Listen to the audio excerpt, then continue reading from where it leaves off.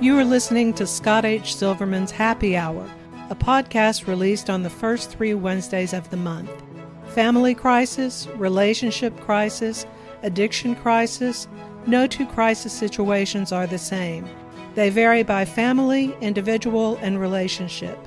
They can encompass complex family dynamics, emotional distress, anger issues, and entitlements, and often involve substance abuse. This podcast addresses these issues and others surrounding the addiction epidemic currently plaguing this country and the world. There is hope and help. Are you stuck, scared, or unsure of what to do next? If a situation with a loved one, spouse, or even a child has started to spiral, possibly becoming dangerous or threatening, it's time to seek help. My name is Scott H. Silverman. I help families navigate crisis situations. I'm the person you turn to in order to get you and your loved ones unstuck.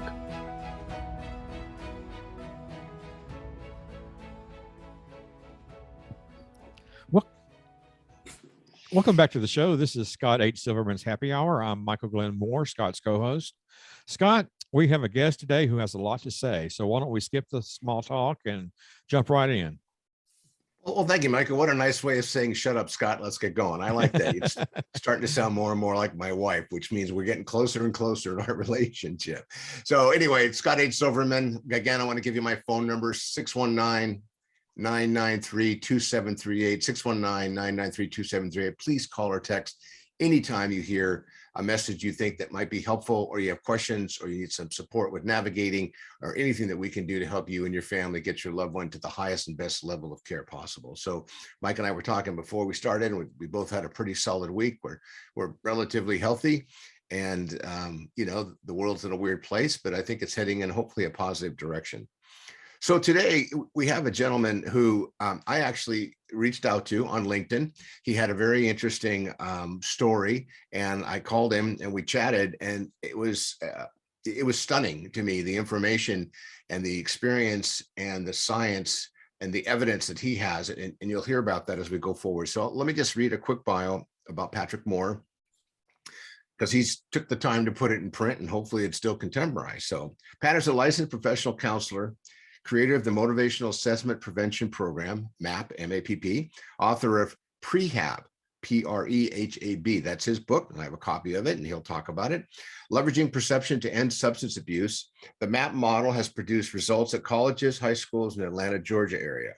Pat's research focus is on the risk continuum for substance use disorders from prevention to treatment. His research uncovered causes and effective education methods for all risk levels, based on developing effective risk response patterns. His research experience is complemented by his clinical experience with individual psychology, cognitive behavioral therapy, Myers-Briggs personality type. Pat is a contributing member and speaker for regional, national, and international conferences. And he's also a really nice guy. So we don't always necessarily run into that.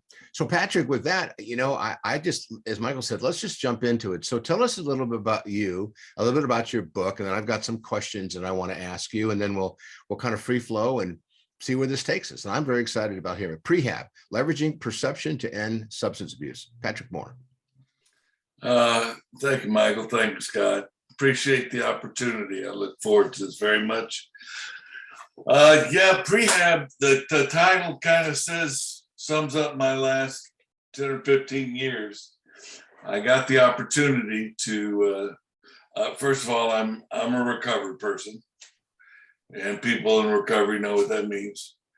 And I worked at a treatment center. I got my LPC while working in a treatment center, and I got an opportunity to work at one of the larger universities here in Georgia, Kennesaw State University near Atlanta. And as part of the team that assessed alcohol and drug abuse and all that kind of stuff, and trained peer educators, we are also part of the Collegiate Recovery Center there in Kennesaw, one of the first CRCs to open in the Eastern United States. And I had a chance to do research, which I'm glad I went ahead and got my LPC and studied methodology and all that sort of thing, because I never saw myself doing that. or or being interested in it, really. But I knew some of the people already that were running this division at KSU.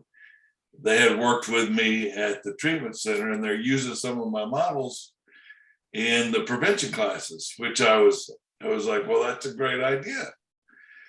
And why don't we find out if it's doing any good? I think it's doing good, but do we really know? How do we know if it's doing any good or not?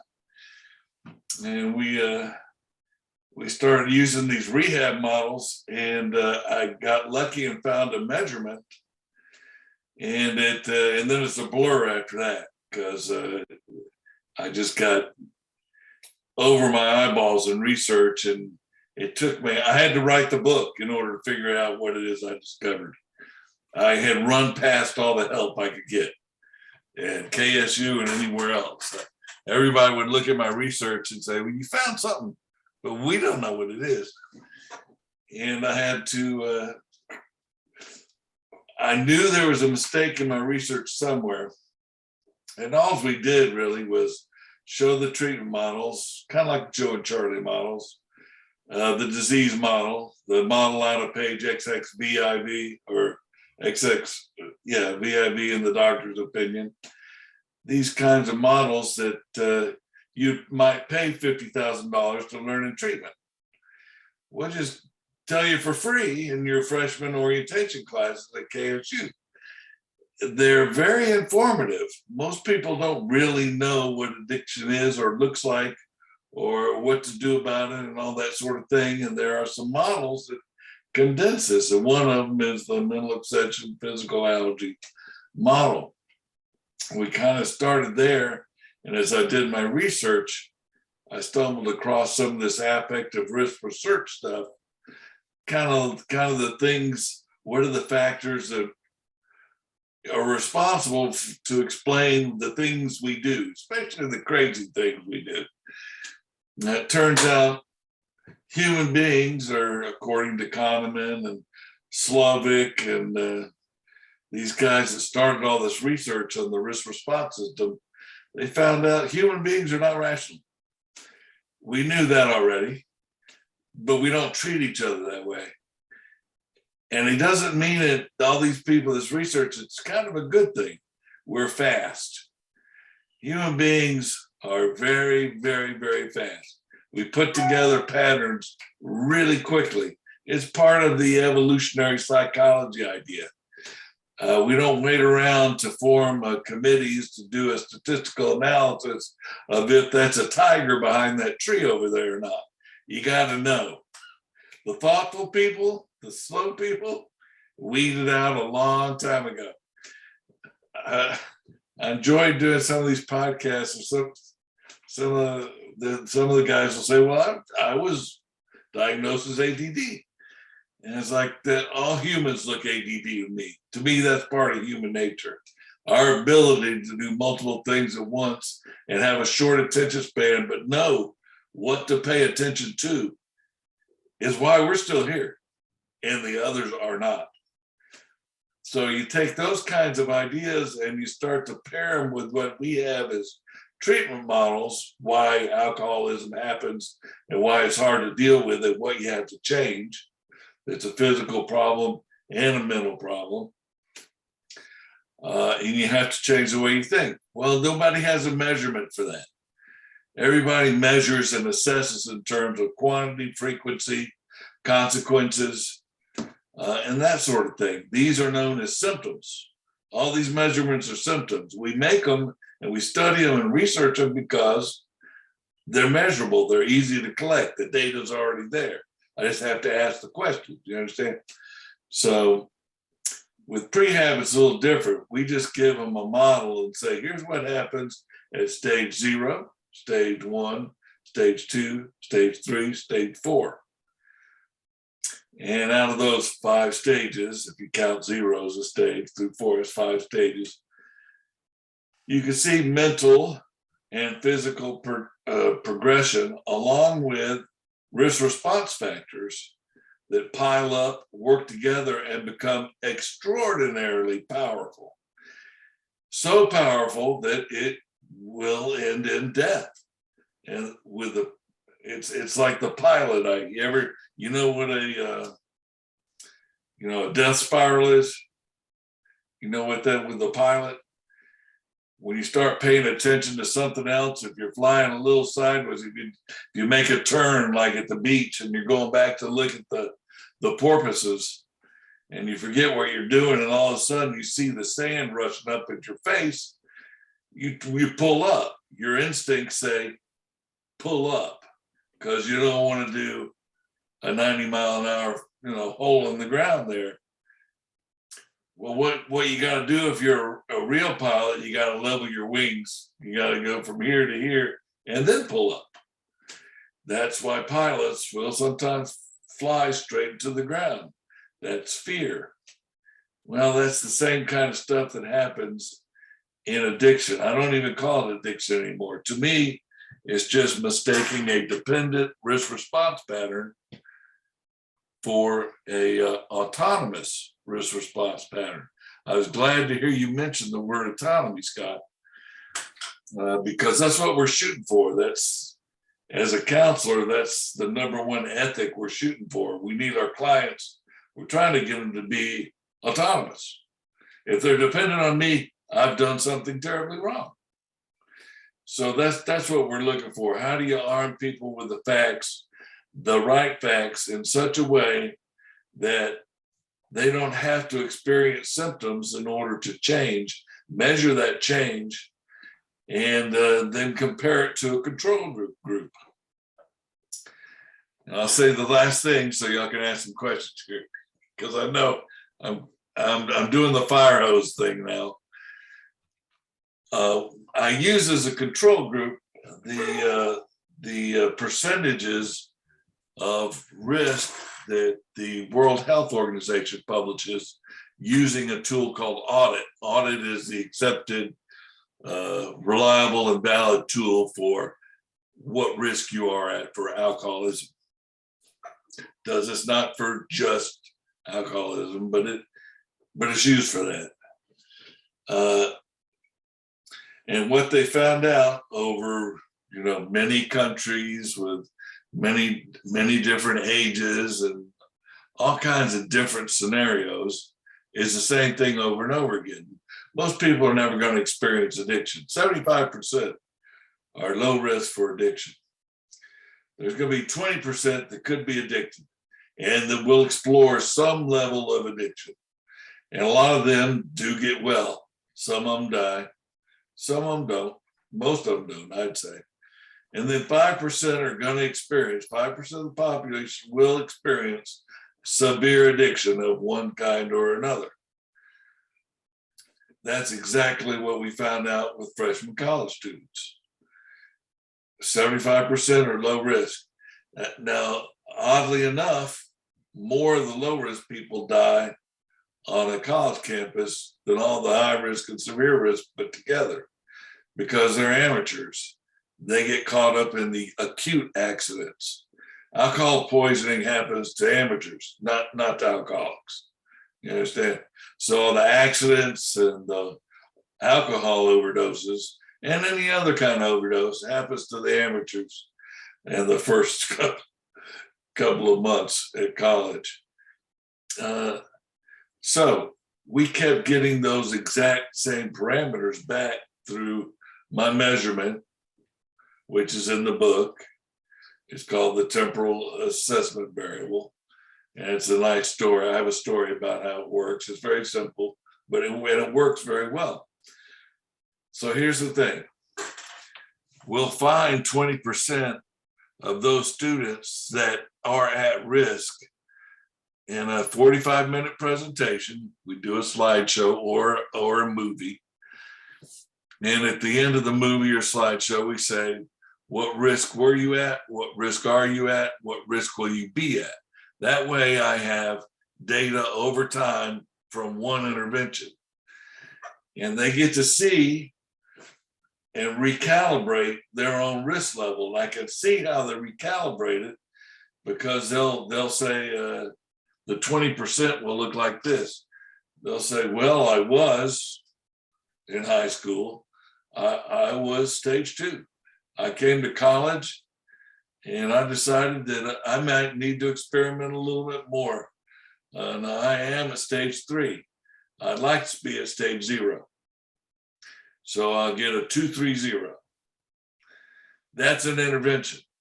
That person was on a progressive road to stage 4, which is beyond human aid addiction.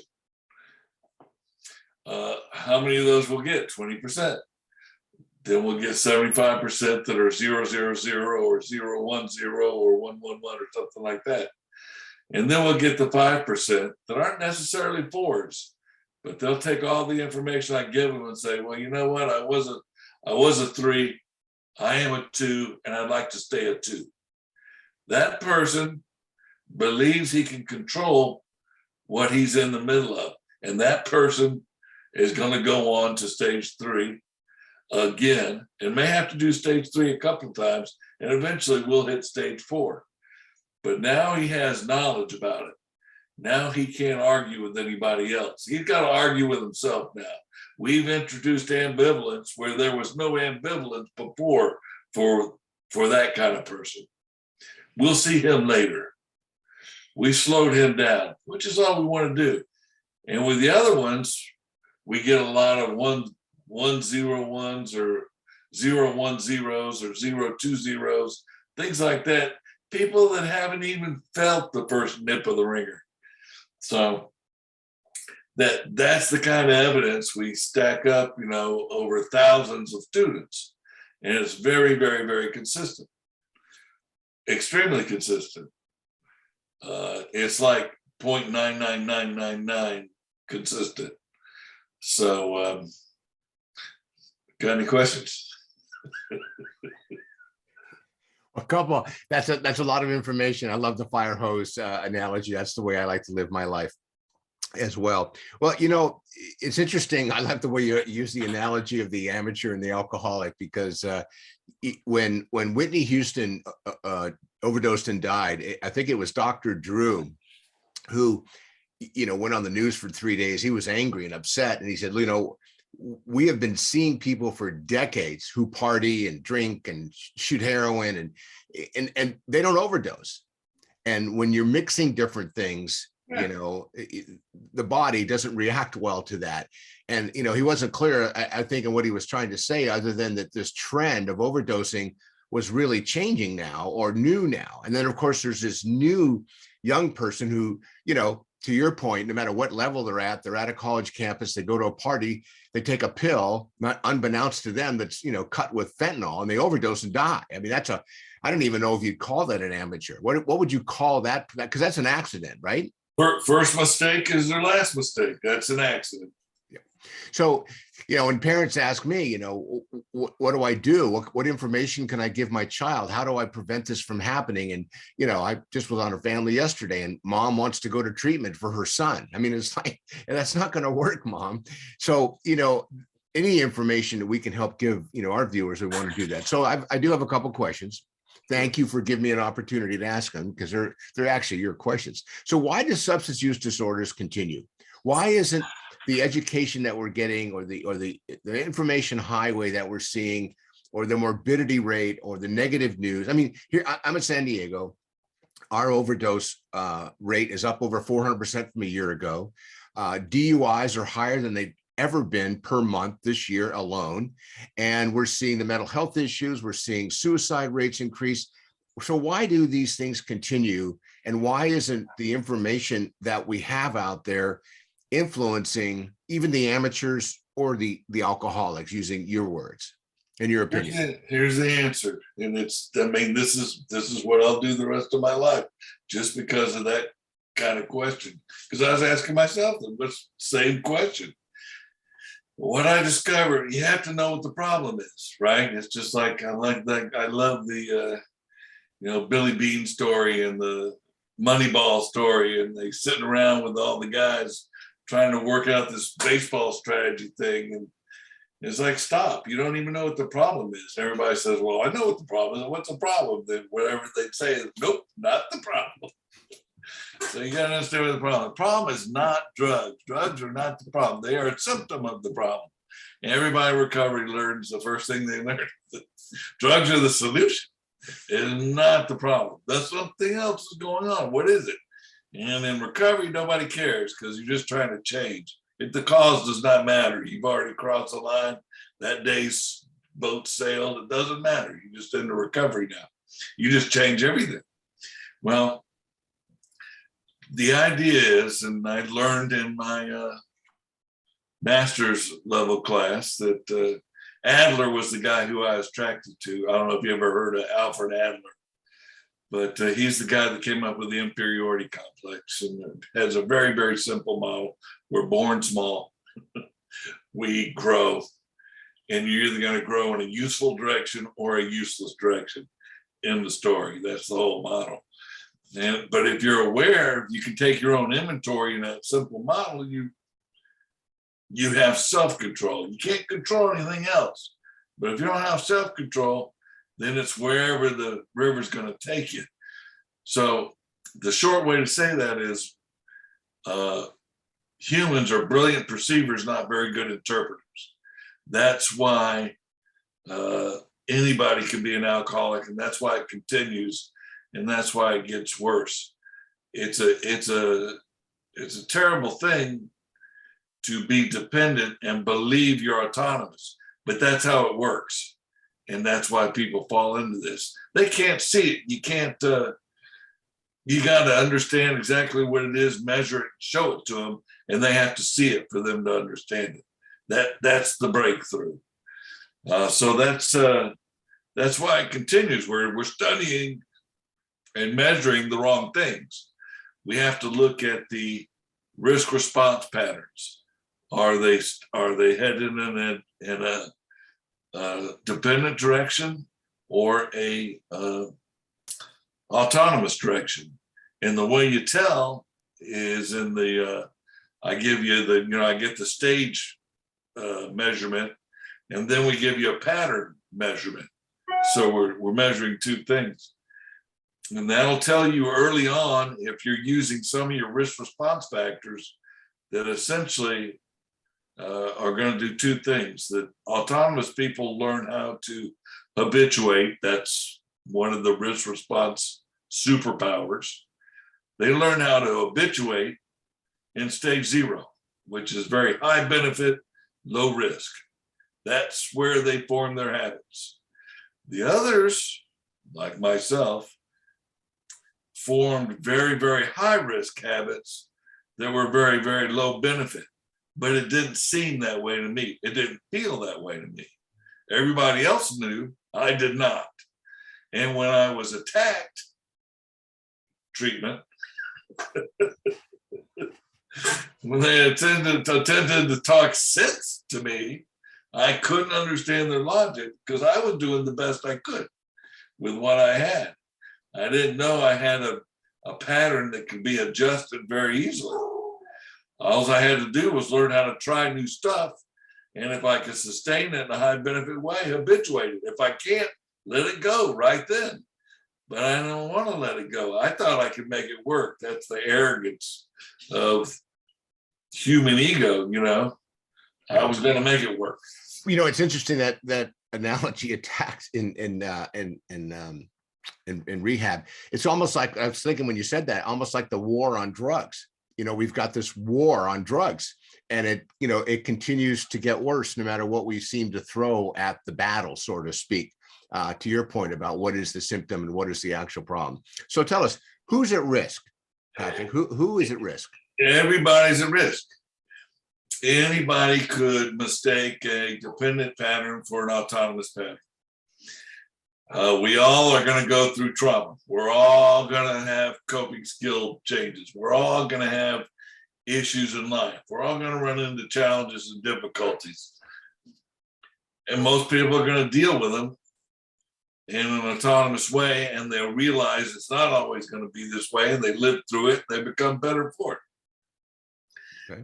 But if you find a way, there's like the story of this golfer, went to the 18th hole, finished the tournament, waiting for the rest of the group to come in, and he was in the lead, went in the bar, had a couple of beers, and then one of the players caught him, and they had to go to a playoff. And he won the playoff. He's nice and loose, and he kind of considered the alcohol he drank as a solution to his ability to win the tournament.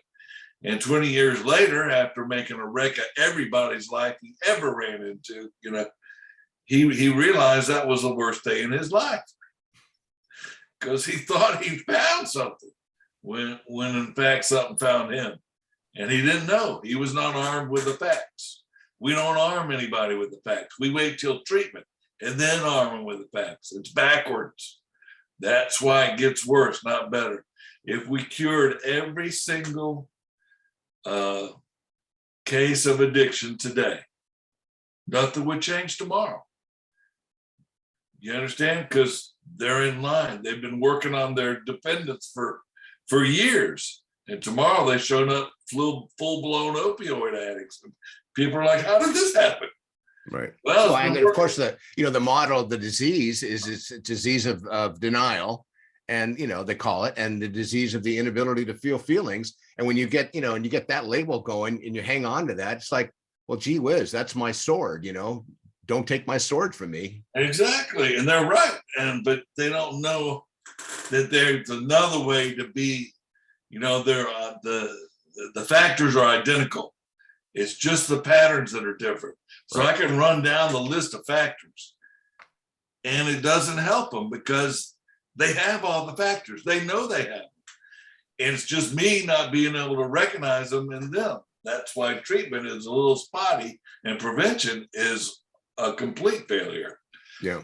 Well, and with a 95% relapse rate, I mean, clearly it's not like you have to say to yourself, gee whiz, something's working. What's working? How do you point to it? And, it's interesting. I read a story about 3 years ago about this study that was done around how, people go to meetings, like I go to meetings, you stand up, say, hi, I'm Scott, I'm an addict alcoholic. You're reminding yourself and telling everybody else that, you've done things that in your past that contribute to what's not, maybe helping you go forward. I like the term living life on life's terms. And when you hear people talk about, what they did to themselves and it becomes part of their recanting on a regular basis, to your point, they're still on that line. They don't want to step out of that line. And then you see that relapse happen. You go, gee whiz, how did that happen? And it happens a lot. To your point, it's like we're using a screwdriver and we really need a pair of pliers, but you got to get to a ladder to get to the problem. So start talking about how you're going to solve it.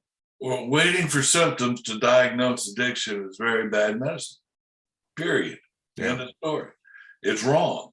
It's necessary because you got to find out what the disease is. So it's like polio. You got to study the disease for a while, but hell, it's been a couple of 100 years now. Yeah. And, when speaking of disease, if somebody has diabetes, they immediately come in, they get assessed quickly, they get their, whatever mechanisms they need to monitor their, blood sugar level, and they take insulin if they need it. And it's like they live a normal life with those tools. But for some reason, with this maladaptive behavior, it's almost like, it's like people don't want to fix it. By not fixing it, to keep an industry going, kind of like homelessness. It's exactly how it works. I don't know if it's intentional. I wouldn't say that because you'd have to lock everybody up. But we tried that in California. And the science shows that didn't work either. So let me go to the next question. So what do we do? What to do? What do we do to take this messaging and let people know that we need to maybe retool, rethink, refresh, reboot, or just open our minds a little bit so we can prevent this kind of train that we're on right now? Well, this is an extreme challenge. The easy answer is you show them. You show people their risk response pattern. It has to be something they can inventory. You supply them with the facts. They do their own inventory. That's the end of your job. But who's going to do that? I need teachers to do that. I need the criminal justice system to do that. I need the coaches to do that. I need the health people to do that. I need the hospital. I need the nurses. I need the ER. I can go down the list, but I don't have the leverage to have them do this. But that's how it works. You got to inform people. They're not going to come and find out. For me, they don't have a problem. Everybody thinks they're autonomous until they find out different. That won't work. So we have to work together and get ahead. So if I had $1 zillion, I'd say, we're going to make every university in every quadrant of the country the center for prehab. And then we'll do all the high schools and training and counselors and coachings and make it a certification for counselors or add it on to a counseling degree or a PhD or a PsyD degree. And that way, we're an EDS, and all these people will take prehab back and they'll show it wherever they show it, whenever they show it. But if we show it to enough, that's the end of addiction. If you don't have any more stage 2 or 3 people, if you catch them between 14 and 18, there is no stage 4 people. The bottom of the funnel, it shuts off. They stay in the 0-1 area, which is living. And probably and living a healthy life. Because as you speak, and I think about, imagine if we were to take this to the Congress and the Senate and have that evaluation done and see what level they're each at and ask them to work for something.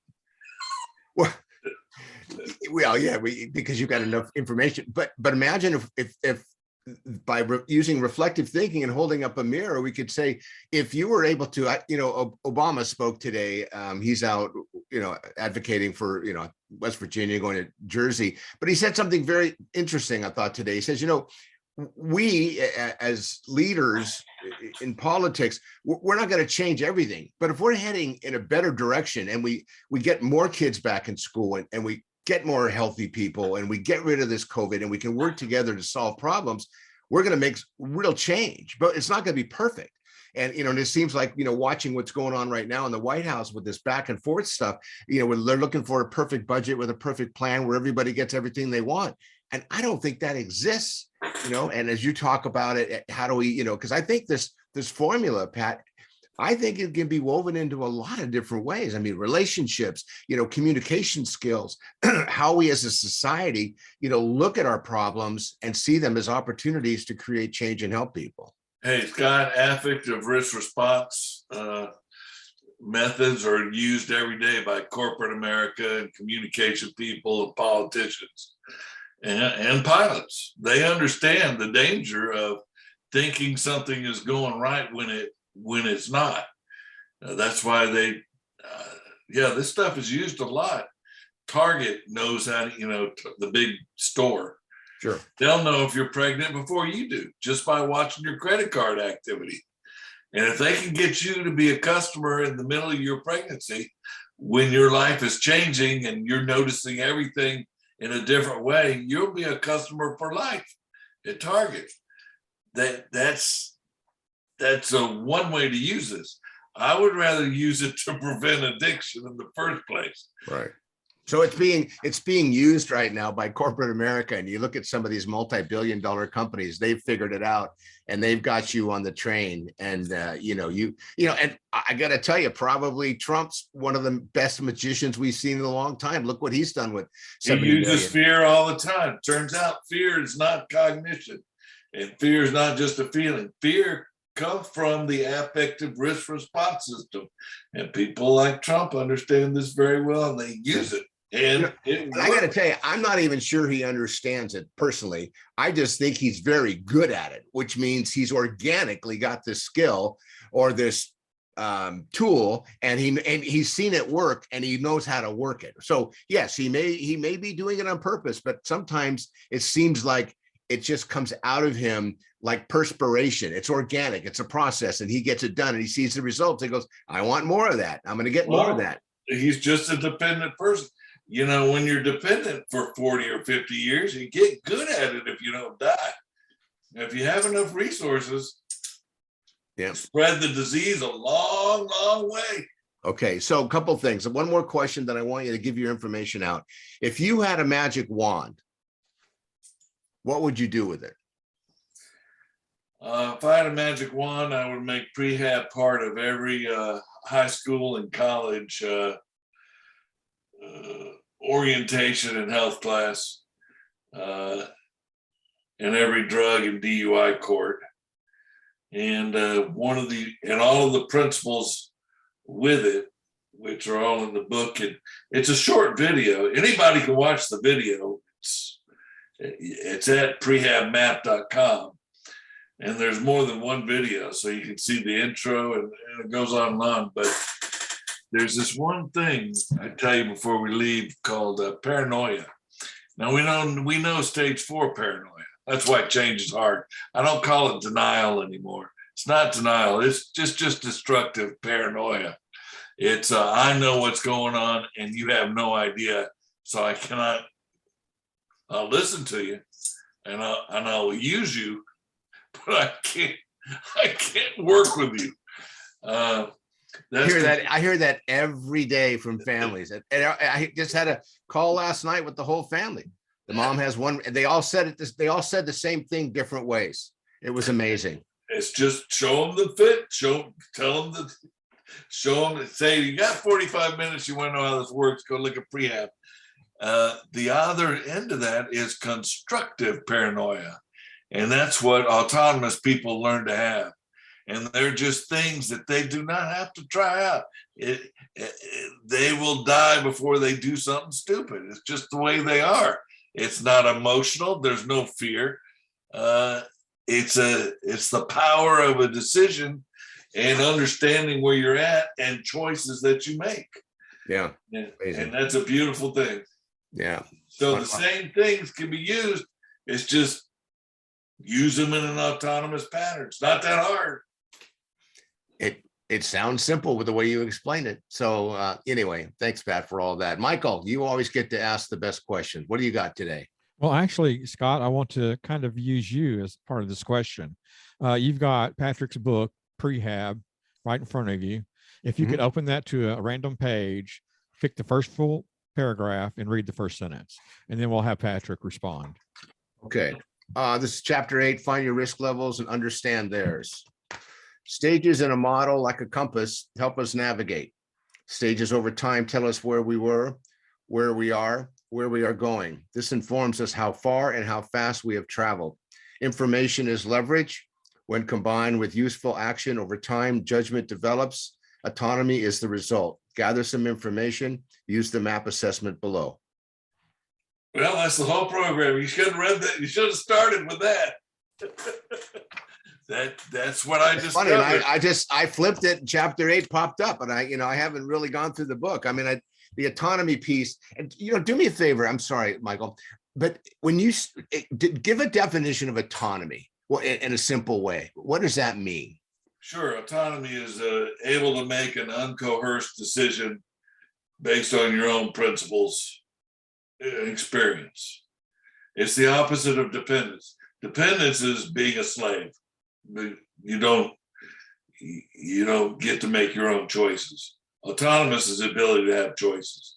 Ability to have choices. That's a good definition. Okay, I like that. Okay, because that's a tough word. It's kind of like recidivism. I mean, it's a big word, but what does it really mean if you don't understand it? But I think that's a great way of putting it. You get the ability to make your own decisions. Is that correct? It's the ability to make your own decisions on your own terms for your benefit and the benefit of everybody else. But short way, yes, just making your own choices. Not the environment. It's not the environment. I can't blame the environment, and I can't blame my genetics. That also has nothing to do with addiction. It's the risk response pattern. We study the environment and we study genetics because they're available and we can measure them. They're important, but it will never lead to the solution. We've learned enough about all that. It's us. It's the clinical change in here. That's why autonomy is the #1 ethic in the helping profession. It's not do no harm. Everybody goes, "Oh, what's your ethic?" Well, do no harm. First, do no harm. No, you actually have to do good, do no harm, and it's got to result in autonomy. And it's got to be accompanied by justice and fidelity. That's the whole ethical thing, which is kind of important when you're dealing with dependent people. See? If you make them more dependent, I'm sorry, you're causing harm. Makes sense. Michael, back to you. Okay, well, it's time for Patrick to give us his quote and see us out of the show. I like to do 2 quotes, Michael. Sure. Promote autonomy, but I feel like that's what we've been doing. And that's kind of my sauna. But there's a Latin thing, nunquam incertus semper apertus. Nunquam incertus semper apertus. It means never uncertain, always open. I like that. That's kind of another way to say autonomy. You got to make a choice and you got to move. Once you're doing that, you got to keep an eye open and be ready. If you're headed towards the rocks, you got to move that way. But you got to be moving. You can't steer a ship that's not moving. So you got to move and then you got to steer. And that's not easy. That's growing up, and that's assuming responsibility for yourself, and that's being autonomous. Let's show our kids how to do that and end addiction in one generation.